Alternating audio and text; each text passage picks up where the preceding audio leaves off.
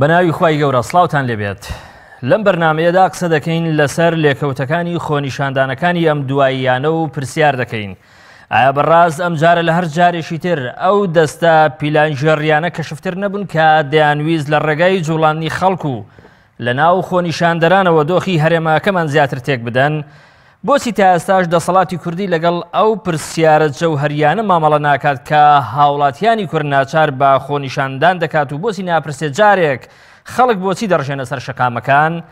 بەڕاست دوجار دەسەڵات بەرپرسیارانە مامەڵەی نەکرد لەگەڵ ئەڕێڕە و ئاڕاستی خۆنیشاندانەکان بە جوڵە پێکردنی سەرباز و واگرتنە بەری ڕێوشوێنی ئەمنی تا ئەو پیلانژێڕەی کە لە دژی هەرێمەکانمان هەبوو پوچەڵ بکاتەوە. پێشمەرجی دنیایەکی جیاواز لەم دنیای ئێستا بریتی نییە لە ڕوخاندنی ئەم دەسەڵاتی ئێستای هەرێمی کوردستان؟ ئایا ئەو تونند و تیژیان نەوعیانەی کە ئەم جارە خۆنیشاندەران پەنایان بۆ برد بەڵگەی ئەوە نییە کە ئومێدێک بۆ گۆڕانکاری لە ڕێگای کاری مەدنیەوە لەم هەرێمی کوردستانەدا نەهێڵدراوەتەوە؟ بۆ قسەکردن لەسەر ئەمە هەریەک لە بەڕێزان دکتۆر ئەحمەد مەحموود مامۆستای زانکۆ و ئەندام لە بەرەی داکۆچی لە مافی خەڵک لە دەڤەری ڕاپەڕین و مامۆستا موحسین ئەدیب مامۆستای زانکۆ لەگەڵمانم بەخێرهاتتان دەکەم. زۆر سپاسان دەکەم. دکتۆر ئەحمەد با لە بەڕێستەوە دەست پێ بکەم. بەڕێزت وەکو ڕێکخەرێک و بەشدارێک لەو خۆنیشاندانانەی کە لە هەفتەی ڕابردوو لە هەرێمی کوردستان یا لە بەشێکی ئەم هەرێمە ڕوویاندا دەمەوێت لێت بپرسم ئێوە خۆتان بەچی وەسف دەکەن بە تایبەتی لەوەی کە پەیوەندی هەیە بە هەفتەی ڕابردووە ناوەکو دکتۆر ئەحمەد بەڵام وەکو خۆنیشاندەرێک وەکو چزانم بەشدارێک لەو هەفتەی کە بە هەفتەی خۆنیشاندان و ناڕەزایەتی ناو دەبرێت لە هەرێمی کوردستان. بەناوی خوای گەورە و میهرەبان سوپاس بۆ میوانداری وەڕێستان سەرەتا سەر ڕێز و نەوازش بۆ شەهیدانی ڕێگەی چاکسازی و ڕزگاریدا دەنوێنین. لێرەوە درود بۆ ڕۆحی ئەو بریندارە دەنێرین کە کەمێک پێش ئێستا شەهید بوو لە شاری کۆیە و داواکارین لە خوای گەورە شیفای بەخێر بۆ بریندارەکان بنێرێ. هەڵبەتە خۆپشاندان سادەترین شێوازی دەربڕینی ناڕزایەتەکانە لە هەر سیستەمێکی دیموکراسی و مەدەنی، بەڵام بەداخەوە لە سایی دەسەڵاتێکی خۆسەپێنی ناپەرپرز لە حکوومەتی هەرێمی کوردستان چۆن هەموو جومگە ئەساسیەکانی بەڕێوەبردنی وڵات بەلاڕێدا براون. ئەم جارە شەمیسان وەکو جارەکانی کە خۆپشاندانەکانی خەڵکە ڕەشوڕوتەکەی هەرێمی کوردستان کە هاتبوو پڕ بەدڵ تعبیر و گزارش لە ئازارێکی قوڵی جەسەی هاونیشتیمانیان بکات دووبارە بەلاڕێدا چوو. لێرەدا پرسیارەکە ئەوەیە هاونیشتیمانیان هاوڵاتیانی هەرێمی کوردستان بۆ ڕژانە سەر شەقام ئامانج و پەیامی گەورەی خۆپشاندەران چی بوو؟ هۆکار و پاڵنەرە بەهێزەکانی خۆپشاندەران چی بوو؟ دروشمەکانیان چی بوو؟ داواکانیان چی بوو؟ دوایی ئاراستەکە بۆ گۆڕا چێ بوو گۆڕی؟ چێ سوودمەندە لە گۆڕینی ئاراستەی خۆپشاندانەکان وە چێش زەرمەندە؟ هەڵبەتە ئەمە میدیا ئەرچی میدیایە ئەبێت تەحلیل و شیکار و شرۆڤەیەکی وردی ئەم ڕووداوانە بکات. بۆچی ڕژانە سەر شەقامەکان با لەوە گەڕێن ئێوە تعریفەیەک دەدەن بە خۆتان وەکو خۆنیشاندان وەکو ڕێکخەرێک لەو خۆنیشاندانەنا، بەڵام بۆچی ڕژانە سەر شەقامەکان؟ بەڕاست لەم کاتە هەستیار و حساسەدا کە هەمومان دەزانین هەرێمەکەمان لەسەر ئاستی وڵاتانی یەکلایمی لەسەر ئاستی ناوخۆش کێشە و گرفتی هەیە و ڕوبەڕووی پیلان بۆ تۆ ینی سەرەتا دەمەوێت وەڵامی پرسیارەکەی بەڕێز بدەمەوە. پرسیاری پێشووتر تعریف و پێناسەکردنی ئێمە ڕێکخەرانی خۆپشاندەرانی سەرجەم شار و شارۆچکەکانی سنووری پارێزگای سلێمانی ئەوەیە کە هەموو مرۆڤێک بە دوو شێوە لە ئازاری خەڵک تێدەکات، یا دەبێ ئازارەکەی لەخۆ بەیان ڕادەی شعوری بەرز بێت بەداخەوە سەرکردە بەرپرسە نابەرپرسەکانی ئەم وڵاتە ئۆکتانی شعوریان زۆر نزمە کە هەست بە ئازاری قوڵی هاونیشتیمانیان ناکە. هەموو ئێمە لە هەموو چین و توێژەکان وەکو دەڤەری ڕاپەڕین ناوچە جیاوازەکانی دیکەی کوردستان ئێمە تعریفی ئێمە پێناسەی ئێمە زۆر وازە هەمومان هاو ئازارین، هەست بە ئازارەکانی ئەم خەڵکە دەکەین، ئازارێکی قوڵ لە جەستەی ئەم میلەتەدا هەیە. پرسیارەکەی بەڕێزت زۆر جدیە بۆ لەو تەوقیتەدا هاوڵاتیان و هاونیشتیمانیان ڕژانە سەرجادا هۆکارەکانی چی بوون؟ دەمەوێت جەنابەت دەرفەتم پێ بدەیت پێشێکی کورد بچنم بۆی بتوانم نەتیجەیەکی باش بدەمە بینەری خۆشەویست. طبعاً ئەم دەسەڵاتە خۆسەپێنە چەندە نەزانە لە بەڕێوەبردننی وڵات، ئەوەندەش زۆر زانە لە ئیدارەدانی کۆمەلگا و بەلاڕێدابردننی شتە ئەساسیەکانی ناو کۆمەلگایە، ئەوەندە زۆرزان و لێزانە لە گەمەکردن و گاڵتەکردن بە شعور و هەست و نەسی ئەم خەڵکە دەمێکە گەیشتوەتە حدێک کە تەحمل ناکە بەڵام خۆمان نەزانین ساڵێک بەر لە ئێستا هاوڵاتیان و هاونیشتیمانیانی ئەم وڵاتە گەیشتبوونە حدێک کە قبولکردنی ئەم دۆخە ممکن نەبوو بەڵام هەمومان نەزانین لە پڕ زۆڵاندنی هەستینەتەوەی حیسی قەومی وای کرد ئەم دەسەڵاتە خۆسەپێنە بانگەشەی ڕفراندۆمی کرد بۆ ماوەیەکی زۆر کۆمەڵگای کوردی دابەشی دووبەرە کرد سەرباری ئەوەی موچەمان نەبوو سەرباری ئەوەی کە سەرکردە سیاسیەکان خوێندنەوەیکی قوڵیان بۆ معادلاتی سیاسی دەولی ئەقلیمی نەبوو لە منطقەکە دەگوزارێت مقەوماتی دەوڵەتمان نەبوو بانگەشەی تەسیسی دەوڵەتی کوردیان کرد و کۆمەڵگای کوردیان دابەش کرد بۆ سەر دووبەرە بەرەی بەڵێ و نەخێر دوایی ئەو بوو لە ئەنجامی هەڵەی لە پەڵی ئەم سەرکردانە بەشێکی زۆری خاچی پیرۆزی کوردستانمان لەدەستدا زۆر باشە ئەوە بوو بۆ ئەنجامی ئەوەی خەونی لە مێژینەی حڕەکەی کوردی هەموو شۆڕشەکانی کورد لە گۆڕنین بەشێکی زۆری خاچی پیرۆزی کوردستان لە دەستدەین ئەوە بوو دوای ئەحداسەکانی 16 ئۆکتۆبەر خەڵک جارێککە ئازارەکانی خۆی دواخست چونکە ئومێدێکە بۆی حکوومەتی عراقی تەدەخل بکە و وەز و ژیان و گوزەرانی خەڵک چاکە بۆیە لەو تەوقیتە بە دیاریکراوی کە خەڵک ڕژایە سەر شەقام بێئومێدی خەڵک بوو هەم لە حکوومەتی عراقی هەم لە حکوومەتی هەرێم خەڵک ئیمانی بە پرۆسی سیاسی نەماوە لە هەرێمی کوردستان و خەڵک بێئومێد بوو لە هێزەکانی معارەزەش کە نابنە خاوەنی خطابێکی سیاسی ڕۆشن لەوەی کە داکۆشی لە مافی خەڵک بکەن بۆیە خەڵک خۆی ویسی بێتە سەرجادە و شەقام پڕ بەدەمی هاوار بکە بڵێ ئازارێکی قوڵ لە جەستەمدا هەیە بەبێ ئەوەی کە حساب بکەن بۆ ئەو دۆخی کە هەرێمی کوردستان چ لەسەر ئاستی وڵاتانی ئیقلیمی چ لەسەر ئاستی ناوەخۆش پێدا تێدەپەڕێ بەبەوەی هیچ حسابێک بۆ ئەمە بکەن بەڵێ سەرکردە سیاسیەکان کە سەرکردە سیاسیەکان کاتێک ڕفراندۆمیان ئەنجامدا معادلاتیان نەخوێندەوە کاتێک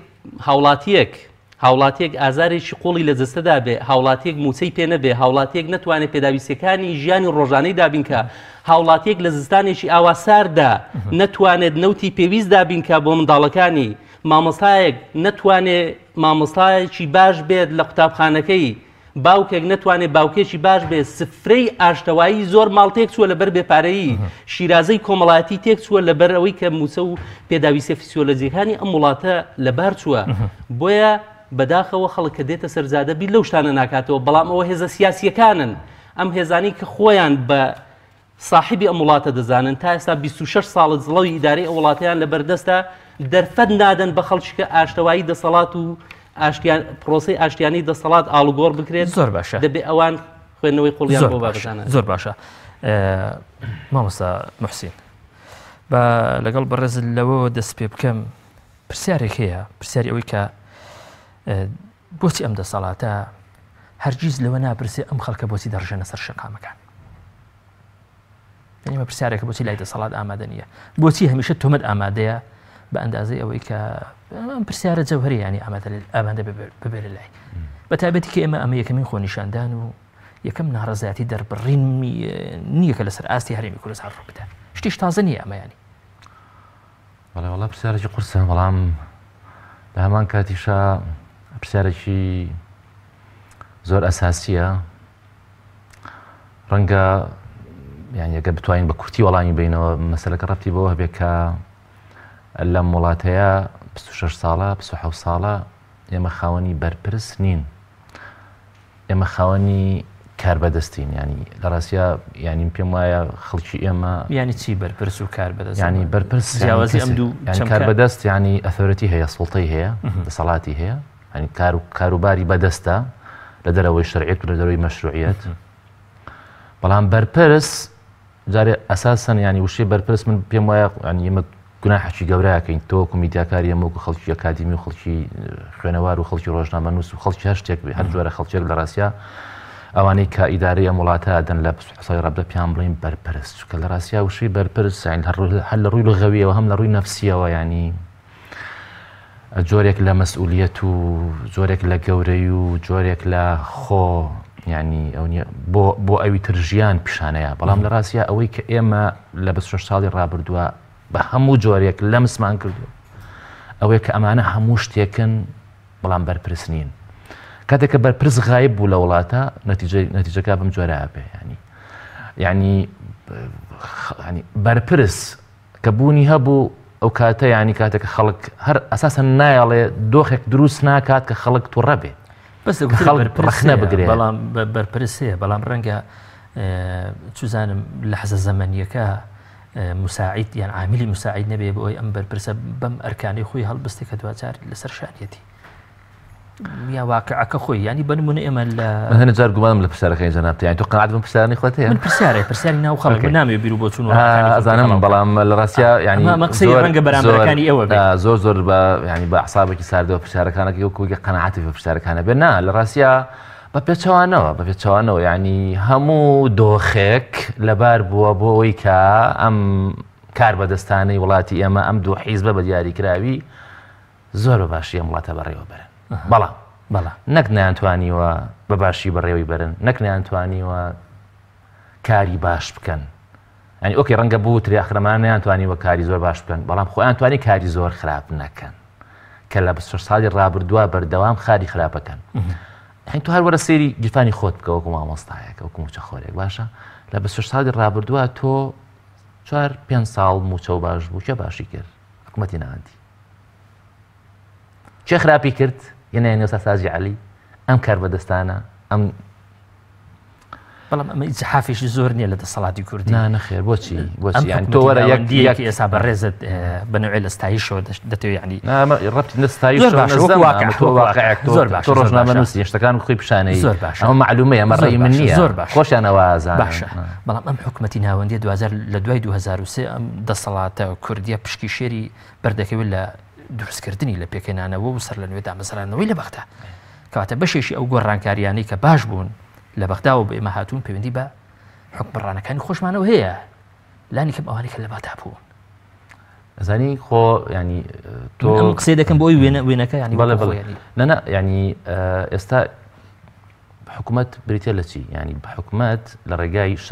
ڕێگای شەرعیەت و مەشروعیەتەوە بێتە خاوەنی بڕیار ینی زۆر گرنگە ینی هەمیشە بڕیارەکان بە تایبەتی کە ئەوی کە ڕەفتی بە ژیانی خەڵکەوە هەیە بڕیاری مەرکەزین ئێستا ینی مەسەلەی موچە مەسەلەیەکی مەرکەزی بوو ینی موچەی مامۆستایەکی زانکۆ لە ڕاپەڕین لە هەڵەبجا چۆن بووە مامۆستایەکی زانکۆ لە پەغا لە نەجەف لە کەربەلا بەو جۆرە بووە ینی ئەمە بڕیاری حکوومەتی مەرکەزیە و لێرەش جێبەجێکراوە ئەگەر چی زۆر جار هەنێ بڕیاری باش هەبووە لە بەرژەوەندی مۆزەف و خەڵکی کوردستان بووە لە بەغاوە دەرکراوە ئەمان لێرە جێبەجێ نەکراوە ئەم لێرە جێبەجێ نەکردووە یعنی مەبەستمەوەیە کە وەکو چۆن خۆیان کاری باشیان پێ نەکراوە بەعکسەوە هەوڵیان داوە کارە باشەکانی حکوومەتی مەرکەزی بیرمان نەچێت ینی ئەوەی کە لە حکوومەتی مەرکەزیە تەحکومەکە چیە تەحکومەکە سەرۆک وەزیران تا ئێستا نە پشتی کووردە و نە کوردیش دەسەڵاتێکی ئەوتۆی تیا هەبوو بەڕاستی ئەمە ئەوانە بەڕاستی با من پرسیارێشتر لە بەڕێزت بکەم هەست دەکەم ئەم جارە جیاواز لە جارەکانی تر ینی ئەگەر قسە بکەین لەسەر خیتابی ینی دەسەڵات وەکو کاردانەوە لە بەرامبەری ئەم خۆنیشاندانانی هەبوون هەست دەکەم جیاوازیەکەیە لە ڕابردوو ڕاستە ئەو تۆمەتانەی کە ئێستا هەن ڕوبەڕووی خۆنیشاندەران کرانەوە لە ڕابردووشدا هەبووە بەڵام لە ڕابردوودا ئێمە لە پاڵ ئەم تۆمەتانە کۆمەڵی بەڵێنیشمان بینیوە کە دراوە بە خۆنیشاندەران یا لانی کەم کۆمەڵی هەتا ئیمزاشێ لەسەر کۆمەڵی پاکەزی چاکسازی ئێمە لە هەفتەی شوبات و لە ڕۆژانی دواتر ئەمەمان بینی یعنی بەڵام ئەوەی لە ئێستادا دەیبینین تۆمەتەکان لە شوێنی خۆیەتی بەڵام ئەم جارە هیچ بەڵێنێک نییە تۆ چۆن بۆ ئایندە ئەمە تەفسیر دەکەی ینی ئەمە بۆ ئایندە ینی چی ڕێک ئەمە یەک ئاماژەیتایە ئەویشەوەیە کە ئەوان خۆیان نەزانن لە کۆتاییان ینی ئەم دەسەڵاتە بەر لە من و تۆ ئەزانێت کە ئەو کۆتاییەکانی نزیک بۆتەوە بۆیە ئەوێ بە زەبری هێز بە طریقەی ناشەرعی مەرجی خۆی ینی ڕاگەیاندنی مەرجی خۆی دوا بخات بەڵام لە ڕاستیە هەموو کردوانەی کە ئەیکات ینی تعجیلکردنە بە مەرجی خۆی و من دڵنیام لەوەی کە ئابەتە مانە ینی لە ڕووی معنەوی و لە ڕووی مەبادی و لە ڕووی ناوەڕۆکەوە لە ڕاستیە دەمێکە ینی مەرجیان ڕاگەیانراوە بەڵام جەستەیەکن ڕەنگە ینی بە زۆر خۆیانە خەنە نەفەقێکەوە خۆیانە خەنە ناو سەلاجەیەکەوە باشە بەوەی کە درەنگتر بۆگەن بکەن ئاگەنە لە ڕاستیان مردوون وەکو مردوو ڕۆحیان نەماوە و ئەمەش ینی پێم وایە بەر لە ئێمە بەر لە من و تۆ ئەوان خۆیان پێشوەختە هەستیان بەمە کردووە کاک شۆڕژ ینی تۆ ئەگەر هەست بە مەرجی خۆت نەکەی معقولە لە هەولێرە کەسێک هەل لەبەر ئەوەی بە طریقەیەکی شەرعی داوای ئەوەی کردووە کە من خۆپیشاندانەکەم لە هەولێرە پێنجشەمەی ڕابردوو ئێستا ئەو کەسە یعنی بێ خەڵکی کوردستان بەڕاستی لەسەر ئەمە هەڵوێستە بکەن ئێستا ئەم کەسە بەس هەر لەبەرەوەی کە بە شێوەیەکی ڕەسمی و قانونی و شەرعی داوای ئیجازەی خۆپیشاندانی لە محافزی هەولێر کردووە تەسەورەکەی چیان بەرامبەر کردووە کارەبای مۆلیدەکەیان قەتعی کردووە بڕیوە ئەی لەوە ئەگەر خۆنیشاندانی بکرد بە قسەکە لەسەر هەنی تۆم بلا حەسە بکە یعنی کەسێک دەسەڵاتێک کۆمەڵێک کار بەدەست بیانەوێ یعنی لە ڕێگای بڕینی کارەبای مۆلیدەی خەڵکەوە بیانەوێ خەڵک بێدەنگ بکەن ئەمە چه شەرعیەتێکە زۆر باش ئەمە چ بوونیەکە یعنی لە سلەیمانیە بێت کەناڵ دابخات یعنی کەناڵی ئاسمانی دابخات خەڵکی خۆپیشان دەربگرێ سەرۆکی حیزبێک بگرێ یعنی بەڕێی من داخستنی میدیا داخستنی کەناڵی فەزایی لە هەنێک ڕووەوە لە کوشتن و شەهیدکردن و تیرۆرکردنی ڕۆژنامەنووسان خەتەرترە زانی بۆ لەبەرەوەی کە تا ئێستاشی لەگەڵابی هەموو ڕۆژنامەنووسانی کە لە کوردستانە شەهید بوون ئێمە زانین ئەم دوو حیزب لە پشتیەوەیەتی یان مەسئولەکانی ئەم دوو حیزب لە پشتیەوە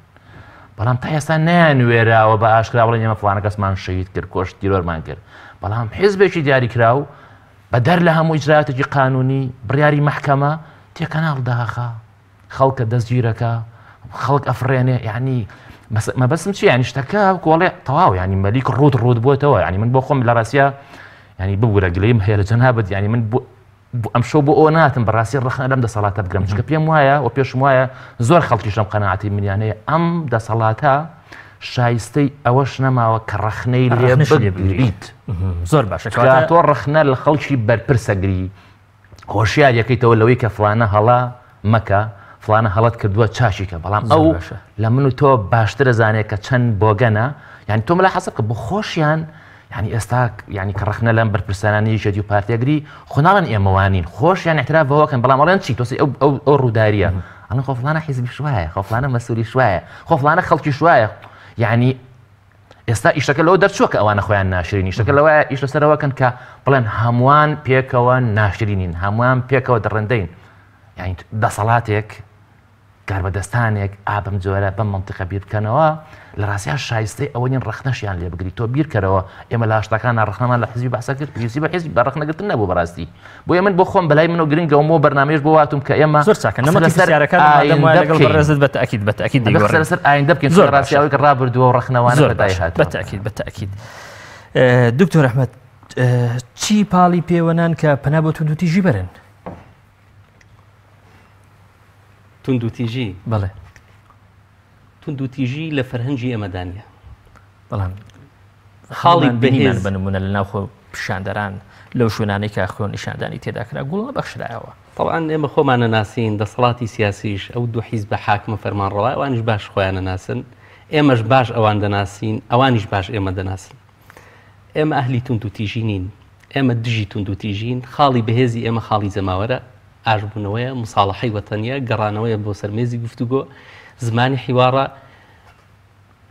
ئەساسیاتی ئێمە ئەولەویاتی کارکردنی ئێمە باشکردنی ژیان و گوزەرانی خەڵکە بەڵام خاڵی بەهێزی ئەم دەسەڵاتە وەکو جەنابی کاک مامۆستا موحسین ئاماژەی پێکرد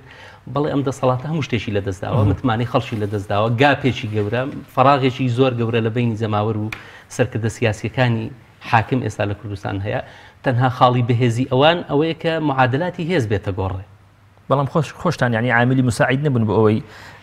لە ڕێی معادلاتی هێزەوە ئەم دەسەڵاتە 2000 ینی معادلەتەکان بگۆڕێ بە تایبەتی کە 2000 خۆنیشاندەران پەنیان بر بۆ توندوتیژی خۆتان ئەم دەرگایەتان نەکردەوە بەسەر خۆتان زانی کاک شۆڕش ئەمە چاواشەکردنی ڕای گشتیە فرۆید نەزەریەکی هەیە بە ناوی مۆڵتی فاکتەر دەڵێ دەبەنجێکی زۆر گەورەیە مرۆڤ پێی وابێت کە ڕووداوێک ڕوودەدا یەک هۆکار دەبێتەوە هۆی ڕوودانی ئەمەی کە ڕوویدا توندوتیژی نەتیجەی ئەوە نەبوو کە کۆمەڵێک ڕێکخرا و چالاشی گروپی مەدەنی و فشاری مەدەنی دێن بانگەشەی خۆپیشاندانێکی جەماوەری دەکەن بۆی کە لە ڕێگەی وەسیلەیەکی مەدەنی گوزارش لە ئازارەکانی خۆمان بکەین ئەوە زادەی شکستی 26 ساڵی حکومڕانی خراپی ئەم دوو حیزبەیە زۆر چاکە زادەی سەرکردە نابەرپرسەکانی ئەم وڵاتە ویستان لە ڕێی توندوتیژەوە ینی چزانەی هێڵان ڕاستی بکەنەوە نەخێر وەکو عەرزم کردی ئێمە خەڵک ئەوەی بینی خۆنیشاندەرە دەچێتە سەر بارەکەی حکومی من پرسیارێک لە بەڕێز بکەم لێرەوە پرسیارێک لە بەڕێز سەرۆشی حکومەت و جێگرەکەی و دەستگاکانی ئەمنی دەکەم لە وڵاتە ئەمانی کە لەم شارانە وجودیان هەبوو کە توندوتیژی دروست بووە ئەگەر ئێمە لە کۆمەڵێک حاڵەت بەدەرنیە ئەم توندوتیژی کە لیکەتەوە یان ئەوەیە دەستێکی لە پشت بووە بەڕای ئێوە چی بوو ئەگەر دەستێکی لە پشت بوو بێ ئەگەر دەستگای ئەمنی ئەم وڵاتە ئەوەندە زەعیف و لاواز بێت نەتوانێت بۆ ڕای گشتی لە ڕێگەی کەناڵەکانی خۆیان ئەم دەستە کەشف بکەن بۆ ڕایگشتی کەواتە ئاسایشی نەتەوەیمان زۆر لە خەتردا ئەم سەرکردانە شایستەی بەڕێوەبردنی وڵات نین ئەمە حاڵەتی یەکەم حاڵەتی دووەم ئەگەر ئەمە تووڕەی جەماوەر بێ لەو حیزبە سیاسیانە کەواتە و حیزبە سیاسیان وەکو جەنابی مامۆستا گوتی شایستەی ڕەخنە لێگرتنیش نین.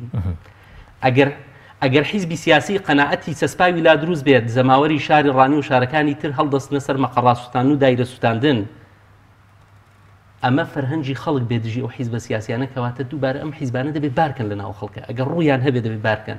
بەڵام ئێمە وەکو ڕێخەرانی خۆپیشاندەران لە سەرجەم شار و شارۆچکەکانی کە دژی تونند و تیژی بووین، چونکە وەکو باسم کرد ئێمە باش خۆمان دەناسین، ئێمە تەنها لە ڕێگەی ئاشتی و ڕێڕەوی مەدەنی دەتوانین ئامانزە باڵەکانی خۆپیشاندانەکان بێنینەدی. ئەوە دەسەڵاتێکی سیاسی لەرزۆک بوو کە ترسی لەوە هەبوو ئەگەر تەنها یەک هەفتە ڕێڕەوی خۆپیشاندانە مەدەنیەکە بەردەوام باە هەموو هێزی پۆلیس و برا پێشمەرگەکانمان دەهاتنە ناو ڕێزی خۆپیشاندانەکان. ئێمە لە دوو ڕۆژی خۆپیشاندانی زەماوەری ناوشاری ڕانی و شارەکانی کە بەیاننامەکانمان وازەحن، ناوڕۆژی بەیاننامەکە هەیە یەکێک لە داواکانمان ئەوە بووە کە نابێ حکوومەتی هەرێم دەست بۆ موچەی برایانی پێشمەرگە و برایانی پۆلیس بەرێت، چونکە ئێمە لەمە دووە بە پاشەکەوتکردنی موچەی هیچ فەرمانبەرێک لە هیچ سێکتەرێکی حکومڕانی ڕازی نابین. ئەوە داواکاری ڕەوای ئێمە بووە چۆن ئێمە حەق بە خۆمان نەدەین بارگا بسووتێنین. من کاک شۆڕژ پێم وایە ئێمە و ڕێکخراوەکانی کۆمەڵگەی مەدەنی و چاودێر بە دۆخی سیاسی لە هەرێمی کوردستان و ئەحزابی دیکەش جگە لە پارتویەکێتی باش لەوە تێدەگەین ئەم دوو حیزبە پارەیەکی زۆریان لە بەردەستە دەتوانن بە باشترین شێوە مەقەڕات و بیناکانی خۆیان دروست بکەنەوە. بۆیە ئێمە بە هیچ شێوەیەک لە فەرهەنگی ئێمەدا نەبووە و ناژبێت مەقەڕات سووتاندن. بۆیە شۆڕشێکی گەورەی فکری لە هەرێمی کوردستان هەبووە بە ڕێبەرایەتی کۆمەڵی ڕێکخراوی کۆمەڵی مەدەنی، کۆمەڵی مامۆستای زانکۆ، مامۆستای ئاینی، خەڵکی خەمخۆر. ئێمە تەنها داهێنەری مستەڵەحێک بووین گوتمان هاو ئازار. کاک شۆڕژ شتێک هەیە الحاجەت و ئوم الاختراع، قەزیەیەکە بوو ئێمەی کۆکردبەوە، ئازاری ئەو هەموو خەڵکە بوو. ئێمە بیرمان لەوە نەدەکردەوە چێ پارتیەکی یەکێتیەک چێ کام ئینتیمای حیزبی سیاسی جیاوازی هەیە. قەزیەکی کۆکەرەوە هەبوو لە نێوان هەموو خۆپیشاندەران، ئەویش بژێوی ژیانی خەڵک بوو. بەڵام هەر لە سەرەتاوە دیار بوو ئەم قەزیە ئەگەر قەزیەکی عادیلیش بێت دوجار ینی ون دەبێت لە ناو کۆمەڵ معادلەی ترکە دیار بوو، ینی حسابات و تەصفیل لەسەر بوو. بای ئەوەندە نەدەبوو ئیدراکی سیاسیتان بەهێز بووایەکە. من بیری بەڕێست و سەرکردە سیاسیەکانی ناو پارتی و یەکێتی دەخەمەوە ئەو مالیشەی کە 2 ساڵ بەر لە ئێستا دەوێنرا لە بەرچاوی ڕای گشتی. جەنابی مالیشی قسەیەکی جوانی کرد لەسەر ئەم دوو حیزبە. چی گوت؟ گوتی ئەم دوو حیزبەی کە ئێستا لە کوردستان هەن حیزبی طەبیعی نین، چونکە حیزبی طەبیعی لە دنیای دەرەوە نابێ خاوەنی جیهازی ئیستخباراتی هەواڵگری بێ، نابێ خاوەنی هێزی چەکدار بێت، چونکە دوای تەصفیاتی سیاسی خۆیەکە. بۆیە ئەمە ئەگەر تەنها یەک پلانمان هەبوو بێت بۆ ئەوەی کە لە ڕێگەی پلانێکی مەدەنی وەکو لە سەرەتا قسەکانم ئاماژەم پێکرد کە تعبیر و گزارش لەو ئازارە قوڵەی جەستەمان بکەین، ئەم دەسەڵاتە سیاسیە کە خاوەنی دوو دەستگای هەواڵگری گەورەن، کە خاوەنی دەستگایەکی گەورەی هێزی چەکدارین، لە ڕێگەی کۆمەڵێک پلانی ئەمنی دەتوانی پلانەکەت لێ تێکدا. قدراتی خەڵک و تواناکانی خەڵک زۆر لەوە گزکەتر بوو بەرگەی ئەم هەموو پلان ئەمنی ئەوان بگرێت. من لێرەوە لە بەردەمی جەناب تو ئەم بەرنامە و ڕایگەشتی ئەلانەکەین وەکو بەرەی داکۆشی لە مافی خەڵک کە ئێمە لە ناو ڕووداوەکان بووین ڕۆژی یەکەم و ڕۆژی دووەم داوا لە حکومەتی عراقی دەکەین لیژنەیەکی لەو کۆڵینەوەی نزیک پێبینی بۆ ئاراستەی خۆپیشاندانەکان گۆڕا بۆ هۆی ئەوەی کە دەیان گەنجی پڕ لە ڕەنزی بێمرادی ئەم وڵاتە شەهید بێدایانی دیکە بریندار بێت. ینی متمانەتان بە دەستگا و بە ئەو لیژنانە نییە کە ئەگەر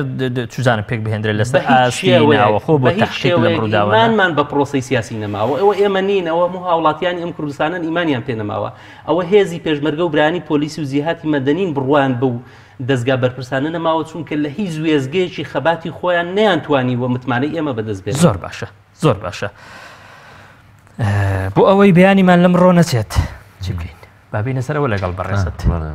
ئەمە ڕەنگە ئەم پرسیارە جەوهەریە بێکە ڕاستە بۆ ئەوەی کە سبەی لەمڕۆ نەچێت. ینی ئەمە مەسەلەی زۆر گرنگە، چونکە من پێم وایە ینی لە ڕاستیە ئەم دەسەڵاتی کوردی کە لە باژەلیزمە یان لە جەلالی و مەلاییە خۆیە بینێتەوە لە ڕاستیا کۆتایی هاتەوە بە هەموو مانایەک ڕەنگە بوترێت ینی خۆیەتی مەحو نابێتەوە، خۆ پارتی مەحو نابێتەوە. ئەمە ڕاستە، ینی خۆی من ناشڵێن مەحو بێتەوە ناژبێ مەحو بنەوە بەڕاستی. بەڵام ینی ئەم فۆرمە لە دەسەڵات و ئەم نوخبە دەسەڵاتداری کە ئەمەیان کردووە لە ڕاستیا بە هەموو مانایە کۆتاییان هاتووە، کاڵین کۆتاییان هاتووە. ینی 2011 ئەمەت گوت من بە بیرمە هەتا لەسەر ئەمە بەرنمەیەکمان کرد ئەلم کەناڵە لەسەر کۆتایی هاتنی جەلالیزم و بارزانیزم یا مەلایزم. بەڵێ باژەلیزم لە 2009 کۆتاییان هاتووە وتارێک لە وارەوە بێگومان ینی لە دەمێکە کۆتاییان هاتووە بەڕاستی ئەمانە. بەس ئەمانە ینی هەمیشە خەریکی داتاشینی کۆمەڵێک سیناریۆن بۆ درێژکردنەوەی تەمەنی خۆیان. يعني ئەگەر جایزە باستەکەم ئیسە باسیەکەم یعنی تاوانەوەی کە من لە 2011 نووسیمە کۆمەڵی وتارە لەسەر بارژەلیزم کە باستەوە کەم ینی یەکێتی و پارتی فەرقیان نییە ئێساش ینی هیچ فەرقیشیان نییە بەڕاستی و هەمی باسم لەوە کردووە کە ئەم دوو هێزە هەمیشە کاتێکە شەڕیان کردووە خەڵک باجەکەیاوە کاتێککە ئیتیفاقیان کردووە بە هەمان شێوە هەر خەڵک باجەکەیاوە یعنی شەڕی ناوخۆی یەکێتی و پارتی لە 94 بۆ 96 خەڵک باجەکەیە ڕێکەوتنی استراتیژیان بە هەمان شێوە خەڵک باجەکەیدا ئێستاش لەم خۆپشاندانەی هەفتەی ڕابردووە ئینتیفاقێکی سێمانگیان کردووە یعنی هەر بە هەمان شێوە ینی هەمیشە ڕێئەکەون تۆم بلا حەزە بکە ئێستا یەکێتی و پارتی بۆ دژایەتیکردنی خەڵکی خەباتگوێڕی مەدەنی یەکەگرێ بەڵام لە کەرکووک کە مەسەلەیەکی استراتیژی و نەتەوەییە بە حسابکەوان یەکعینەتەوەیەکەن نەک یەک نین بەعکسەوە تەواو دژی یەکترین لە مووقیفیان لەگەڵ بەغایە تەواو جیاوازە لەگەڵ ئێرانە تەواو جیاوازە ئەم پیاوی ئەم کۆیلەی تورکیایە و کۆیلەی ئێرانە یعنی ئەم جۆرە لە عەقڵیەت ئەم جۆرە لە ئایدۆلۆژیا بە بێگومان کۆتایی هاتووە بەڵام ئەمانە دێن خۆیان ئەمە باشە زانن لە ڕاستیە سیناریوی جیاوازدا ڕێژن بۆی تەمەنی خۆیان درێژکەنەوە هەر بە باسی 2009 بکەین 2009 لە انتخاباتی 2009 ئەگەر انتخاباتێکی نەزیە بکرایە لە ڕاستیە ئەوانە نەک نەبوونە خاوەنی لە ساڵ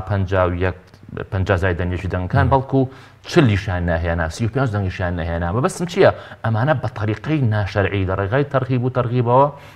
لە ڕێگای خودوکەدانی یعنی بۆ منە ئەخیر سیناریۆ کە پێوتر چیرۆکی ڕیفراندۆ خەتەرناک بەلای منەوە خەتەرناکترین خیانەتێک کە دەسەڵاتی کوردی و نخبەی دەسەڵاتداریە وڵاتە کرد بێتی چیرۆکی ڕیفراندۆمە لەبەر دوو مەسەلەی زۆر گرنگ یەکەم یعنی تۆ دێیت مەسەلەیەکی نەتەوەیی گرنگ کە مەفروزە هەمووان کۆکاتەوە ئەخر ئێمە وەکو حیزبەکان وەکو ناوچەکان وەکو ئایدۆلۆژیەکان وەکو مەزهبەکان لە کوردستانە زۆر شتەیە لێکمان جیاکاتەوە نیە مەفروزە کۆمەڵێ شتە بن کۆمانکەنەوە یەکێک لەو شتانەی کە مەفروز بوو کۆمانکاتەوە مەسەلە چییە مەسەلەی دەوڵەتە دی ڕفراندۆمەکە ئەوەی نەکرد ئێستا بۆ ڕوونەکە هێزە سیاسیەکان ئەگەریستم بدەیت یعنی دەوڵەت بمانایکی یعنی دەوڵەتی نەتەوە ئەوەی کە ئەوان ئیدعایەکەن باشە ئەکە من بخۆم قانعاتم بە دەوڵەتی نەتەوە نییە باوەڕم بە نەتەوەی دەوڵەتەکات دەوڵەت نەتەوە دروست بکات کە ئەمە چەندێک ڕەنگە پێویستی بە ڕوونکردنەوەی زۆرتر هەبێ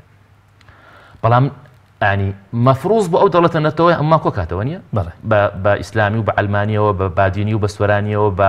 بە یەکێتی و پارتیەوە بە معارەزە و بەدەسەڵاتەوە بە خەڵک و بەدەسەڵاتەوە پێچەوانەوە نەکۆی نەکردینەوە بە پێچەوانەوە زیاتر لە هەر شتێکی تر درزی نێوان خەڵکی گەورەتر کرد نێوان حیزبەکانی گەورەتر کرد نێوان گروپەکان نێوان ناوچەکان گەورەتر کرد ئەمە خیانەتی گەورەیە بۆ چونکە تۆ لە ڕێگای ئەم بەسە لە نەتەوەیەوە کە پێویستە هۆکاری تەلاحم و پێکەوەژیان و کۆبوونەوە بێ تۆ کردە وەسیلەی لێکدابڕان لەمەش خەتەرناکتر یعنی بەلای منەوە خەتەرناشی چیرۆشی ڕیفراندۆم لەوەی ئاگاتە لووتکە کە ڕقی لە ناو خەڵکو و لە ناو کۆمەڵگایە بە شێوەیەشی زۆر بەرفراوان بڵاو کردەوە و ئەمە لە هەموو ڕوویەکەوە لە ڕاستیا خیانەتێکی زۆر گەورەیە بەڵام دەگوتری ئەم خۆنیشاندانانی کە لەم هەفتەی ڕابردوودا ئێمە بینیمان هەر یەشێ لەو سیناریویانەی کە بەشێک لە دەسەڵات خۆی لە ڕاستیدا لە پشتی بوو ڕاستە لە مادە خامەکانی هەبوو بە تایبەتی ئازار و خەمی خەڵک بەڵام بیریشمان نەچێت دەسەڵاتیش خۆشی لە پشتی بوو بۆ تێپەڕاندن و سوزانم تەسوی هەندێک حساباتی حیزبی و سیاسی و ئەمانە بەڕێز لەسەر ئەوە یعنی قسە لە ئایندەدا کە هەندێکشت دێتە پێشەوە زۆر باشە کاکشۆژ خۆی لە ڕاستیە ینی ئەوەی کە پێوترا خۆ تونەتیژی لە خۆپشاندانەکانی هەفتەی ڕابردووە ئەبێمە دووش لێک جاکەینەوە یعنی ئەو خۆپشاندە ئەو تونوتیژیانە بەڕێی من دۆخێکی چاوەڕوان کراو بوو چکە خەڵک کۆمەڵێک وەسائلی زۆر مەدەنی و هێمنانەی لە چەند ساڵی ڕابردووە گرتووەتە بەر نەتیجەی نییە بۆیە زۆر چاوەڕوان کراوە کە خەڵک ئەمە لە هەموو وڵاتێکە لە پێشکەوتترین وڵاتی دنیاە گەشتیوە هەبێ تونوتیژی قابلی ئەوەیە ڕوو بدات بۆ چکە تۆی تر دوجار مرۆڤی خاوەنی کۆمەڵی حاجاتی و داواکەیت هاوارەکەی ڕەخناگری کاری مەدەنیەکەی ئیستیجابە نەک نییە بە پێچەوانەوە ساڵ بە ساڵ ڕۆژ بڕۆژ دۆخی تۆ خراپترە بێ بۆیە تونوتیژی حاڵەتێکی چاوەڕوان کراو بوو و حاڵەتێکی بەڵام ئەم بۆ مانایەکە من شرعت بم بە تونوتیژی بەڵام ئەمە دیوێکی مەسلەکەیە بەڵام دیوی دووەم بەڕێی من یعنی ئەوەی کە تونوتیژی کرد و ئیشەڵامە لە ئایندەیە بە بەڵگامانە ڕوونە بنەوە خەڵکی ئەگەر خەڵکی ڕۆژنامەنووسی چالاک و خەڵکی دڵسۆز هەبێ ئەوەی ڕوونە بێتەوە کە ئەوەی تونوتیژی مەدروسی کردووە بریتین لە پیاوەکانی دەستگا ئەمنیەکانی ئەم حیزبانە زۆر باشە چکە ئێمە بۆچی ئاڵین ینی لەبەرەوەی کە ئێمە لە چەند ساڵی ڕابردووە زۆر خۆپیشاندان کراوە زۆر چالاشی مەدەنی کراوە بەڵام تۆم لە حەز بەڵام کەمترین تونوتیژی ڕووی نەداوە زۆر باشە تۆ پار چەند مانگ بایکۆت بۆ خۆپیشاندان بوو درەختێک نشکە کاکە یعنی خەڵک کەسوکاری شەید کرا بوو داوای لە حکوومەتە کرد لە حەبەی شوباتە بۆ نمونونەکە کاکە ئێمە داوا هیچ ناکەین ئێمە کاروباری عشایری ناکەین ئێمە تۆڵە ناکەینەوە تۆ وەرە با دادگا و یاسا سەروەر بێ بیاندەوە محکەمە زۆر باش ئەمەی نەکردووە کە ئەمە ناکە ینی خەڵک ینی ئاساییە وەکوتم چاوەڕوان کراوە ئەنی لە دۆخێکە لە خراپترین دۆخە گەرم ئیزم بێم جملێ وەرم لە خراپترین دۆخە ئەگەر خەڵکیش ئەم تونوتیژە کرد بێ بەڵای منۆرتێکی ئاساییە شەرعێتی نایەمێ بەڵام من پێم وایە لە سەدا 90 ئەوەی کە خۆپیشاندان تونوتیژی ئەنجامداوە کاری مخابراتی دەستگا ئەمنیەکانی حیزبە زۆر باشە ئەگەر بە لە بەرچاوگرتنی ئەوەی کە مامۆستا محسین باسی لەوەی کرد ئێمە تەفاهممان هەبێ بە ئەو توندوتیژی کە لەلایەن بەشێک لە خۆنیشاندەرانەوە بەکارهێنرا ئانا بێت تەفاهمیشمان هەبێ بۆ بەشێک لە ئەو توندوتیژی کە دەسەڵاتیش بەکاری هێنا بە لە بەچاوگرتنی ئەوەی کە حکمڕان دەسەڵاتدار ئەشێتی ئەم وڵاتە بپارێزێ بە تایبەتی لە ئەسڵدا ئەم وڵاتە چ لەسەر ئاستی دەرەوە و چ لەسەر ئاستی ناوخۆش کۆمەڵی هەڕەشە و مەترسی لەسەرە بەدیدی من لە بەراییدا دەبێت هیچی دیتر قوبوڵ نەکرێت هاوڵاتیان و هاونیشتیمانیان و هێزەکانی دیکە جگە لە پارتویەشێتی قوبوڵ نەکەن لە کۆمەڵک کەناڵی ڕاگەیاندون و کۆمەڵک بەرپرسکە خۆپشاندانەکانی خەڵک ببەستنەوە بەدەستی دەرەشی چونکە ئەمە بێڕێزیکردنە بە شعوری خەڵک پێم وایە ئازارەکانی خەڵک زۆر لەوە گەورەترەکە دەسەڵات لە ڕێگەی کۆمەڵک سیناریۆ بیە بڵێ ئەمە دەستی لە پشتە ئەگەر دەستی لە پشتە با خۆی کەشفی کا خۆ دەستگا ئەمنیەکان هەموو لە بەردەستی خۆیانە نەمەکانی بەڕێوەبردننی وڵات لە بەردەست بەرسە باڵەکانی ئەم وڵاتە ئەم قسەیە دەکەن بەڵام ئاسی وشیاری خەڵک و ئازاری خەڵک زۆر لەوە گەورەترە قەناعەت بکە ئەمانە متمانیان لە دەستداوە ئێمە بڕوایان پێ ناکەین ئەگەر ڕاست دەکەن با ئەم دەستە کەشفکەن ئەم دەستە شەیە دووەم ئەمە ئیستیخفافە بە معاناتی خەڵک بە ئازارەکانی خەڵک ئەمانە لە ڕێگەی جەنابتەوە داوا لە هەموو کەناڵەکانی ڕاگەاندنی خۆیان دەکەم با تەنها یەک عملی متەمەیزم پێ بڵێن یەک کاری باشی ئەو حکوومەتە جگە لە بەڕێکردنی کات ئەگەر بە مەفهومی لیبرالانە قسە بکەین جەودا یا کوواڵەتی یا بە مەفهوم و منطقی ئیسلامی قسە بکەین الإتقان في العمل بەڕێکی کار ئەنجامدان ئەم حکوومەتە لە ماوەی چەند ساڵی ڕابردوو توانیوێتی کار باشەکانی خۆی ئەنجامدا ئێمە کە باز لە ناوەندەکانی خوێندنەکەین زانکۆ و پەیمانگاکان و ناوەندەکانی خوێندن 2 ساڵە کە باز لەسەر بایکۆت و مقاتعەی دەوامە ئەم دەوامەی ئێستا دەکرێت لە ڕووی نەوعیەتەوە و لە ڕووی کوواڵەتیەوە توانیومانە پەروەردەیەکی باشی مؤسساتی تربەیی ئەم وڵاتە بەڕێبکەین ناکات بەڕێکردنە وەکو جنابی مامۆستا ئاماژەی پێکرد ئەم دەسەڵاتە لە ڕێگەی کۆمەڵێک سیناریۆ دەیەوێت ڕادەی مەرجی خۆی دواخا بۆ شیعارێکە بۆ کاتێکی تر بۆیە ئەمانە متمانەیان لە دەستداوە لە هیچ بارودۆخێکدا نابێت دەسەڵات پەنابەرێتەوەی کە معاناتی خەڵک و ئازاری خەڵک و خۆپشاندانەکانی خەڵک ببەستێتەوە بە دەستی دەرەشی ئەگەر دەستی دەرەشی هەبێ خۆیانن باشترین بەڵگەشت لەسەرەوەی کە کەشفی ناکەن بۆ ڕای گشتی بەداخەوە من لێرەوە بێەوەی بەڕێز ڕادەگەێنم بەشێکی زۆری چالاکانی کۆمەلگەی مەدەنی ئەوانەی کە ڕێخەری خۆپشاندەران بوون ڕوبەڕووی ئەشکنجەی زۆر بوونەوە ئەمەی چەند ڕۆژی ڕابردوو لە زۆنی سلێمانی و منطقەی سلێمانی ڕوویدا بێڕێزیە بە تاریخی ئەو منطقە بێڕێزیە بە شوناسی ئەو منطقە بێڕێزیە بەو فەرماندە و حیزب و ڕێکخراوە سیاسیانەی کە لە ماوەی 50 ساڵی ڕابردوو حکمیان کردووە لەو منطقە بێڕێزیە بە باگراوند و پاشخانی سیاسی ئەم شارە ئەم عسکەرتاریە کە لە ناو شاری ڕانی و شارەکانی کە کرا بەڕاستی سیمایشی زۆر ناشرن بوو هێمنی بۆ شار گەڕاندەوە بەڵام من تەنها لێرەوە بە بەڕێز دەڵێم ئەو فەرماندە عسکەری و سەربازیانەی کە لە ڕێگەی جیاواز و وەسیلەی جیاواز هەڕەشەیان لە ئێمە کردووە ئازاری چالاکانی کۆمەڵگەی مەدەنی داوە تەنها با بگەڕێنەوە سەر پەیڕەوی ناوخۆی یەشێتی هەموو مشکلەکانمان چارەسەر بێت لە پەیڕەوی ناوخۆی یەشێتی نیشتیمانی کوردستان باز لە عەدالەتی ئیجتیماعی دەکات لە پەیڕەوی ناوخۆی یەشێتی باز لە وە دەکات کە دەبێت حکمی باش بۆ هاوڵاتیان دابین بکرێت دژی دەرەبەگایەتیە دژی هەموو ئەو شتانەیە کە ئێستا بەشێک لە بەرپرسەکانی ئەم منطقە دەیکرد ئێمە پێویستی بە سەقامگیری نییە بەڵێ سەقامگیرەتان تێکدا لە ئێمە بەر لەوەی کە خۆپشاندانەکان لە 18 مانگ هاوتەریب لەگەڵ هەموو شار و شارۆچکەکان گروپێکی فشاری مەدەنی پێکڕۆژی یەکەم و دووەم جەنابیش ئاگادارین لە شاری ڕانیە بنمونە هێزە ئەمنیەکان خۆ دەزانیت لە خۆنیشاندەران دوور یەک دەرفەت بە برای خۆت بدە بۆی تەوزیحێک بدەم لەسەرەوە بابەتە ئێمە لەگەڵ گروپەکانی فشاری مەدەنی سلێمانی و سەرجەم شار و شارۆچکەکان لە ڕۆژی 13 مانگ سەردانی شاری هەولێرمان کرد لەوێ لەگەڵ UN و سەفارەت و باڵوێزخانەی ئەمریکا دانیشتین دووشتمان پێگوتن من ئەگەر ئێوە سەقامگیری کۆمەڵایەتیتان لا گرینگە سەقامگیری سیاسی کیانی سیاسی هەرێمی کوردستانتان لا گرینگە ئەبێ ئەم مۆزوعانە فشار بخەنە سەر حکوومەتی هەرێمی حکوومەتی عراقی ژیان و گوزەرانی خەڵک لە ئاستێکدایە هەڕەشەی جددی لەسەر لەباربردننی سەقامگیری سیاسی هەیە هەڕەشەی جددی لەسەر ئاشتی کۆمەڵاتی هەیە بەداخەوە ئێمە خۆشمان نەزانین معادلاتی دەولی و ئیقلیمی بەشی ئەوە ناکات سنووردارە کە وەزئی خەڵک چاکە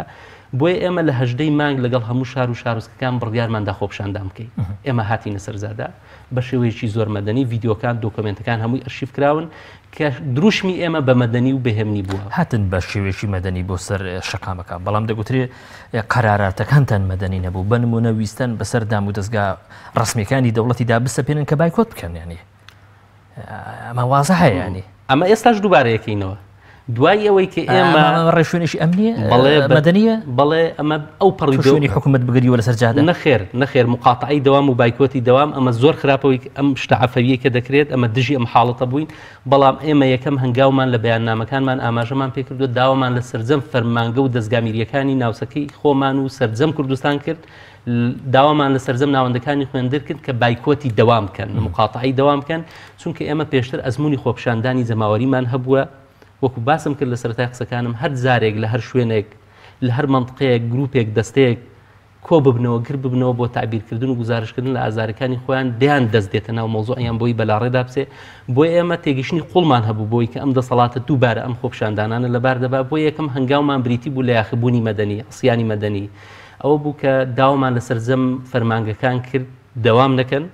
داوامان لە سەرجەم دامەزراوەکانی خوێندن کرد دەوام نەکەن چونکە بەو حاڵەت دەوام ناکرێت ئەوان نین لە خەمی پەروەردەن ئەوانەی کە دەیانەوێت وەزئی پەروەردە و خوێنی باڵا و زانکۆپی مانگەکان بەو شێوە بەردەوام بن ئەوانە دژی پەروەردەی ئەو وڵاتن چونکە پەروەردەیەک بەو شێوە کاک شۆڕش پەروەردەیەک بەو شێوە بەڕێکردنی وڵات بێ ئێمە 2 ساڵە ومێدەوارم دەیان ڕێکخراوی چاودێر هەیە بەحث و توێژینەوەی زانستی لەسەرەوە بکرێت کە لە ساڵی ڕابردوو ناوەندەکانی خوێندن چۆن خوێندنیان بەڕێکرد ئێمە نامانەوێت دەمانەوێت 1 ساڵی خوێندنمان بڕوات ببێتە مەقتەعێکی زەمەنی دیاریکراو لە مێژووی حکومڕانی هەرێمی کوردستان بۆنەوەکانمان بجێڕینەوە بڵین ساڵی 2018 خوێندنی نەوەکانمان ڕۆیش لە بەرەوەی 26 ساڵی بەرپرسانی ئەم وڵاتە نەیانتوانی حکمی ڕەشید و بنەماکانی دەوڵەتی مەدەنی هاوسەرخ چەسپاو بکەن لەم وڵاتە بۆیە ئێمە دەزانین ئەمە کارێکی خراپە دەزانین ئازارێکی زۆر گەورەیە لە جەستەمان تەنها ئێستا مقاتعی دەوام بایکۆتی ڕسمی لە فەرمانگەکان بە وەسیلەیەکی مەدەنی باش دەبینین و داواش لە هەموو هێز و ڕێکخراوە سیاسیەکانی دیکە دەکەن کە لەگەڵ زوڵ مستەمدانی زۆر باش بەرەدانین زۆر باشە مامەسای بەڕێز دەگوتری بۆ ئەوەی سبەی نێمان لەم ڕۆمان نەچێ پێویستیمان بەوە هەیە ئەم دەسەڵاتە لە ناوبەری تاکە حەل و تاکە چارەسەر ئەمێ نەخۆی من دووبارەیەکەمەوە ساڵ خۆی لە ناوچۆ بەڕاستی بەس ڕاگەاندنی مەرجی ماوە ینی ئەبێ بە زۆر قسە لەسەر مەسەلانە بکەین بەڕاستی ینی ئێستا ینی ئەوەی کە وازەحە وەکو لەسەر تاشەوە باسمان کرد ینی ئەم دوو هێزە کە یەک عەقڵ بەڕێوەیانە با جەخت لەسەرەوە کەمەوە هیچ جیاوازیان نیە خەڵکێکەیە بۆنمونە ئەمەلی بەوە هەیە لە گۆنگریدا تواسەکردایەتێکی تازە بۆ یەکێتی دەرچێ دەربچێت و جیاوازی دروستکار لە ڕاستیە ئەمە خەونیەکە و هیچ ئەسڵ و ئەساسێکی نیە تازە ینی ئەم دوو حیزبە یەک تەرەنووسیانەیە بەیەکەوە ئەمێننەوە بەیەکەوەش نامێنن بەیەکەوە بەهێزن و بەیەکشەوە لاوازن و بەڵگە و عەقڵیەت و هەموو شتێک ینی ئەمە دوین بەڵام ئەوەی کە بەلای منەوە گرنگە ئێستا سەرەی ئەوەیە خەڵکی تر خۆی پیشان بدات خەڵکی تر بە کۆمەلگای مەدەنیەوە بە حیزبەکانی ترەوە لە دەرەوەی بازنەیەشێتی و پارتی بە جۆرێکی تر خۆیان پیشان بدەن خەڵکانی ئەم جۆرە چۆن بێ بۆ نمونە یعنی ئەوەی کە بەلای منەوە زۆر مەسەلەیەکی گرنگە ئێمە لە چەندین ساڵی ڕابردووە خەڵک وەکو حیزبەکان وەکو معارەزە ڕخنەمان زۆر گرتووە گلەیمان زۆر کردووە ئەنواع وەسائلی خەباتی مەدەنیمان بەکاری هێناوە باشە بێگومان ئەمە هەموو شتی باشن بەڵام پێم وین بەلای منەوە ینی ئەمە نەتیجەی وەکو پێویست نەتیجەی نەبووە تەڵەن نەتیجەی هەبووە بالمناسبە ینی خەڵکێکی بڵێت ڕخنەوە نووسین و قسەکردن و خەباتی مەدەنی سوودینی لە ڕاستی ئەمە ئێوێ خەڵک بەهیوا بکە بەڵام بە ئەندازەی پێویست سوودی نەبووە سبب زۆرە بۆچی وەکو ئەندازەی پێویست نەتیجەی نەبووە سبب یەکەمیان ئەمە یەکە وتمان لەم وڵاتەیە خەڵکی بەرپرس نییە بەڵام سبەبی دووەم کە بەلای منەوە گرنگە و بەلامەوە گرنگە کە بینەری بەڕێزی ئێوە ملاحەزەیەم نقطەیە بکە ئەوەیە کە هەنێ جار ڕەخنەکانی ئێمە خەباتی مەدەنی ئێمە ئەکتی ئێمە ئەوەندەی کە خۆشەویستی لە پشتیەوە مۆتیڤە زیاتر لەوە ڕق ینی تۆ کاتێکە ڕەخناگری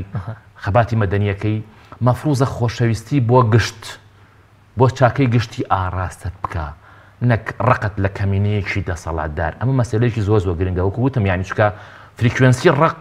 یعنی زۆر لاواز و زۆر نزمە کاتێک کە تۆ ڕق بڵاوەکەیتەوە دەسەڵاتی گەندەڵ ناشرین ئیسtisمارێکا و سوودی لێوەرەگرێت بەڵام کاتێک کە خۆشەویستی بڵاوەکەیتەوە یعنی ئەکتەکانت خۆشەویستی لە پشتیەوە ئیشەکە نەک ڕق یعنی ئەمە قووەت و هێزێکی زۆر گەورە بە تۆ بەدا چکەمە فرەکوێنسێکی زۆر بەرز و زۆر درێژ و مودادوری هەیە وەکووتم بۆیش هەمیشە دەسەڵاتی ناشرین هەوڵەیە ڕق لە ناو کۆمەڵگایە بڵاوکاتەوە ئەخێت چیرۆکیان وکووتمان چیرۆشی چیە چیرۆکی ڕیفراندۆمە کار ڕقێکی زۆر لەمەی لەبینی خەڵکە بڵاو کردە ئەوە مەسەلێکی زۆر گرنگە کە زۆر گرنگە تۆ لە پێناو چاکەی گشتیا ئەکتی سیاسی بکەیت خەباتی مەدەنی بکەیت ڕخنە بگری گلەیی بکەی و ئیلاخری بنووسی تووڕەبی هاوار بکەی هەرچێت یعنی ئاساییە تووڕەبی هاوار بکەی بەڵام ئەمەی کە ئەیکەی خۆشەویستی ئاڕاستە بکە نەک ڕق کە ئەمە مەسەلەیەکی زۆر گرنگە دووەم یعنی ئەمە لە داوێشی دینی ناچێت زۆرتر تا داوێشی کۆمەڵایەتی مەدەنی خۆی ئەمە ناتوانین دەڕاستیات دین بخێنە دەرەوەی هەموو ڕاستەکان بەڕاستی ینی بە تایبەتی بۆ شۆڕش و بۆ گۆڕانکاری دین ینی ڕۆحیەتی دینی نەک ئایدۆلۆژیای دینی ینی هۆکارێکی زۆر گرنگە لە مەسەلەی لە هیناچووک ئەمە مەسەلەیەکە کە هەمووان کۆ کاتەوە لە ڕاستیە ینی ئەمە هەم دافعێکی ڕۆحیە هەم لە ڕاستیە لە هەموو دینەکانیش گەورەترە چکە ئێمە هەموو دینەکان هەموو مەزهبەکان متفقین لەسەرەوەی کە خۆشەویستی باشە ڕق خراپە بۆیە بپێچەوانەوە ینی ئەساساً خۆشەویستی چوارچێوەی بچووکی مەزهب و دین و ئەوانەش تێ پەڕێنێ بۆ مەسەلەیەکی ئینسانی کە ئەتوانێت گۆڕانکاری زۆر گەورە دروست بکات دووەم نقطە کە بەلای منەوە گرنگە ئەوەیە یعنی تۆ ئەبێ لە ڕاستیە کاتێکە لەحظەی خەباتی مەدەنی دەستپێەکەی ئەبێ ئیش لەسەر بەتەنها بیرت لای ڕوخاندنی ئێستان نەبێ بەڵکو زیاتر بیرت لای دروستکردنی ئایندە بێک ئەمە مەسەلەیەکی زۆر جەوهەریە چکە ئایندە بۆ خەڵکە ئایندە بۆ حیزبەکانی ترە بۆ مەرجەی کە بتوانن مانیفێستی حەقی خۆیان بکەن ئێستا ڕەنگە ئەمە چۆن دەکرێت ینی بۆ بە تایبەتی لە ئێستادا کەمینەیەک هەیە هەر خەونێک کە تۆ هەتا وەسائلی تەدمیرکردن و ڕوخاندنی باشی ئەم خەون و چاوەڕوانیان تویان لە بەردەستە مامۆستاژیان تۆ باشتر لە من ئەوە دەزانی بۆیەوە دەگەڕێمەوە سەر پرسیارەکەی خۆم پێشمەرجی ئەم خەونە جوانم خەونە سووریالیانە نهێشتنی ئەمانە نییانیانی کەم دەسەنەوەی ئەم وەسائل نازانم ینی وەقتا ئەم مەسەلەیە زۆر پێویستی بەڕوونکردنەوە هەیە ینی سە بۆ نمونە تۆ پێت وابێت کە ئەمانە شکستیانەیەنەوە نەڕووخاون لە ڕاستیا چورەکەی بۆ بجۆرمەوە زۆر زەعیف بوون تاکەمانە لە 92 لە سەدانەوە نۆی کورسیان هێناوە بەڵام لە 2009 2014 لە 150 هێناوە کاکە پارتی و یەشێتی مەسعود بارزانی هەرچی مقدراتی مادی و معنەوی ئەم کۆمەڵگایی بەدەستەوەیە بەڵام دوجار سەر و شێرێم نییە ئەمە سەرکەوتنێکی زۆر گەورەیە بیل مناسبە بەس خەڵک بۆ چێژ لەم سەرکەوتنە گەورەیە وەرناگرێت لەبەر دوو مەسەلە یەکەم خانەی خەڵکیەوە بەڕاستی ینی پێی خۆش نییە جەژن بە سەرکەوتنەکانیەوە بکە ینی ئەم خەڵکیێکی هەمیشە حەزمان لە ئەوەیە تاڕادەیەک ینی کروزینەوە ینی وەڵام سەلاحەتەکانی ناردەوە بۆ برازاکەی فەرقەشی وانە ئەمە مەسەلەیەکی زۆر گرنگە سەرکەوتنێکی گەورەیە و خۆیان و سەبەبی دووەم لەوەی کە ئێمە خۆشیمان لەمە نەبین ڕەنگەوەی بێت کە ئێمە معانەی ترمان هەیە بێ موچە و بێپارە بەوانە بەڵام لە ڕاستیە ئەوان خۆیان زۆر باشەمەیان زانی کە ئەمە سەرکەوتنێکی زۆر گەورەیە بۆ خەڵک بۆ ئەو ئێوارەیە لە پەرلەمانە ئاشوبەشیان نایەوە بۆی ئەو خۆشیە لە خەڵکن بە ناخۆشی هەنی خۆیان زۆر باشزان کە ئەمە گەورەترین شکستە بۆ ئەوان لە هەموو ڕوویەکەوە چکە بیرمان نەچێت کاتێکە پارتی وەکو پارادایم ئەکەوێ بەتەنها پارتی ناکەوێ هەموو ئەو حیزبانەی کە بنەماڵە چین بوون بە حیزبی بنەماڵە ئەوانش لەگەڵ یا ئەکەون ئەمە چۆن هاوکاریمان دەکات بۆ ئایندە ئەمە هەنی کاتێکە پارادایمی ئەکەوێ نموزەجی ئەکەوێ بتەوێ و نەتەوێت نموزەجێکی تر سەر ئەڵەیات بەڵام چۆن سەر ئەڵەیە ینی سەر ڕەنگە ئێمە بۆ شۆڕشاگەل لە کات بێ نازانم ئێمە کۆمەڵی حیزبمان هەیە لە دەرەوەی یەکێتی و پارتی ڕخنەمان لیان هەیە بەڕێی من ڕخنەی جەوهەری من لەم هێزانە ئەوەیە کە نەیانتوانیوە بە ئەندازەی ناشرینیەکانی یەکێتی و پارتی جوان بن ینی جوانی خۆیان مانیفێست بکەن و ئێمەتان ینی ئەم هێزانەی تر نەتوانن بە ئەندازەی ناشرینەکانی دەسەڵات جوان بن ینی ناتوان لە ڕاستیا ینی بەدیلێکی ڕاستەقینە بن بۆ ئێمە لێرەوە لە ڕاستیا پەیامم بۆ ئەو 3 هێزە ئەو 4 هێزە ئەو 5 هێزە هەمووانەی تری دەرەوەی یەکێتی و پارتی ئەوەیە کە کاتێک توانن سەرکەوتن زۆر بە سەریعی تۆمار بکەنەوەیە کە بتوانن بە ئەندازەی ناشرینەکانی پارتیەوان جوان بن زۆر باشە دکتۆری بەڕێز ئێستا خۆنیشاندانەکان لە هەرێمی کوردستان کۆتاییان پێهات ئێستا دوای خۆنیشاندانەکان چی ئەمەمانای ئەوەیە کە خواست و چاوەڕوانی خەڵکی تر کۆتایی پێهات بێ نەخێر بە هیچ شێوە کۆتایی نەهاتووە ئەوەی کە گرینگە لەم قۆناغە بکرێت دوای ئەوەی کە خۆپشاندانەکان بە ئاقاریش خراپدا کەوتن بەداخەوە ئەمن تەنها ئەوەندە دەڵم ئەنتیباعێک لای ئێمە و دەیان کەسی ئەم وڵاتە دروست بووە لە مێژووی حەڕەکەی کوردی لە مێژووی ئیداری خۆبەڕێوەبەری کوردی 4-5 وێزگەمان هەیە لە ساڵی 1990 کۆمەڵانی خەڵکی کوردستان ڕاپەڕینیان کرد ئیداری خۆبەڕێوەبەری کوردی لێکەوتەوە تا ساڵی 2003 لەو مەقطع زەمەنی ئەمە براکوژیمان کرد اقتصادی خەڵک هاتە خواروی خوارەوەی ئاستی دڵنیایی ژیان لە هەرێمی کوردستان لە ژێر مەترسیدا بوو ئەوە بوو 2003 دوای پرۆسەی ئازادی عێراق کورد بەشێکی گرنگ بوو لە پرۆسەی بڕیاردان لە عێراق تا ساڵی 2013 خۆشگوزەرانی و گەشەی هەمەلایەنەی کۆمەلگای کوردی لەوێەوە دەستی پێکرد لە ماوەی ئەو دۆستە هەڵا بەڵام دوای 2013 کە جارێک کە بارزانی دێت لە بەهاری ساڵی 2013 وتارێک دەدا و عیلاقەی بینی هەرێم کوردستان و بەغدا هەڵدەپەسێرێت بە بیانووی ئیستقلالیەتی اقتصادی و ئابووری سربەخۆ دووبارە ئیدارەی خۆبەڕێوەبەری کوردی سربەخۆ دەبێت عیلاقاتی خارجی سربەخۆ دەبێت لەوێ ڕۆژەوە نەهامەتیەکانی خەڵکی کوردستان تا ئەم ڕۆژە خراپتر دەبێت ڕۆژ لە دوای ڕۆژ بۆی ئینتیباعێک لای ئێمە دروست بوو هەر کاتێک کورد دەرفەتی خۆبەڕێوەبەری هەبوو بێ لە کوردستان نەیتوانیوە نمونەیەکی جوانی ناوخۆیی بگەڕێنەوە بە بەغدا نە پرسیارە جدیەکە ئەوەیە چی بکەین ئێستا لەم بەتاکید ئەمە پرسیارە جدیەکەی ئێمەشە هاوڵاتیانی ئەم کوردستان هاتنە سەرجادا دەنجی ناڕزایەتیان بەرز کردەوە و لەبار برا شەهیدماندا قوربانیماندا ئەزیەت دراوین بێ حورمەتی و بێڕێزی بە کەناڵی میدیایی داخراوە لەم قۆناغەدا ئەرچی هێزەکانی کۆنی ئۆپۆزیسیۆنە بەداخەوە ئێستا لەسەر ساحەی سیاسی و پرۆسەی سیاسی لە هەرێمی کوردستان معارەزەی فعلی نییە ئەرچی هێزەکانی دەرەوەی پارتی و یەکێتیە لە بەرەیەکدا کۆ ببنەوە بەشداریکردن لەو حکومەتە و مساحەبەی ئەم سوڵتە فاسیدە کارێکی زۆر ناڕەوایە مخالفی مەبادی و مەقاصدی شەرعی ئیسلامە مخالفی قانونە مخالفی ئوسولی کوردایەتی و مەردایەتی کوردایەتیە نابێتەوە لەگەڵ سوڵتەیەکدا بەردەوام بی من پەیامم بۆ هەموو هێز و ڕێکخراوانەی کە لەگەڵ ئەم حکومەتە تا ئێستا ماونەوە ئەگەر ئەوان لەسەر بەرنامەیەک لەگەڵ پارتی و یەکێتی ڕێککەوتون لە کابینەی هەشت کە تێدەگەن پارتی و یەکێتی بەدەم داواکەیانەوە نایەن لەسەر بەرنامەی کار ناڕۆن بۆ بەردەوامە بن لەو حکومەتە و ئەو دوو هێزەی کە هاتوونە دەرێ بەداخەوە ئەمە ئەو هەوڵەیە ستایش ناکرێت دەبوا زووتر بیکەن بەڵام کە هاتوونە دەرێ قاعیدەی قانونی بە هیچ شێوەیەک تەجزیە ناکرێت دابەشی دوو ناکرێت بڕیاری سیاسی دابەشی دوو ناکرێت هاتنە دەر لە حکومەت دەبێ هاتنە دەری کولی بێت و ئەو هێزە سیاسیانی کە لەناو حکومەتە ماون دەیمومە بەو حکومەتە فاسیدە دەدەن بۆیە دەبێ هەموو ئەو هێزە سیاسیانە بێنە دەرەوە لە بەرەیەکدا کۆبوونەوە خەباتی پەرلەمانی بەڵام زروفی دروستبوونی ئەو بەرەیە کە بەڕێزت باسی لێوە دەکەی من مەبەسم لە زروفە مەوزوعیەکەیە لەبارە لە ئێستادا لە هەرێمی کوردستان خۆ دەزانێ دابەشبوونێکی تەنها یەک مشکلەی گەورە هەیە ئەو هێزە سیاسیانە چاویان لەسەر مەقاعیدی پەرلەمانی کورسی پەرلەمانی نەبێت لە پەرلەمانی ئایندا هەر حیزبی سیاسی چەند کورسی پەرلەمانی دێنێ بۆیە دەبێت لە یەک بەرەدا بەشداری پرۆسەی انتخابات بکەن هەر کارێک گرانە بە هەرەوەزی ئاسانە کارێکی قورسمان لە بەردەما ئەبێ هەموو هێز و ڕێکخراوە سیاسەکان لە یەک بەرەدا کۆبوونەوە دەنا ئامانجەکانمان ئەگەر 30 سانیش با بۆ تۆ بێ زروفە مەوزوعیەکانی ئەو چاڕوانی کە بەڕێزت هەتا بۆ سبەینیەکە لە ئێستا نەچێت لەبارە ئامادەی ئامادەیەکی زۆر باش لەبارە چونکە من بۆ خۆم لە ڕاستیاسی خەم بە هۆشیاری و دڵسۆزی و نیشتیمانپەروەری خەڵکی کوردستان زۆرە خەڵکی ئێمە بە شێوەیەکی گشتی خەڵکێکی باشن بەڵام دەسەڵاتی کوردی لە ڕابردووە هەوڵیا وەک تەواو کۆمەلگایە فاسید کا بەڵام خۆش بەتانە کۆمەلگایە مقاومەی کردووە بۆ باشترین هۆکاری بەڵگەی دروستیە مقاومەیەوەی کە پارادایمی پارتی وەکو حیزبێکی بنەماڵەیی کەوت زۆر باشە زۆر سپاسانەکەم زۆر بەڕێز مامۆستا موحسین ئەدیب مامۆستای زانکۆ و هەروەها زۆر بەڕێز دکتۆر ئەحمەد مەحموود مامۆستای زانکۆ و ئەندام لە بەرەی داکۆچی لە مافی خەڵک لە دەروازەی ڕاپەڕین سپاس بۆ باش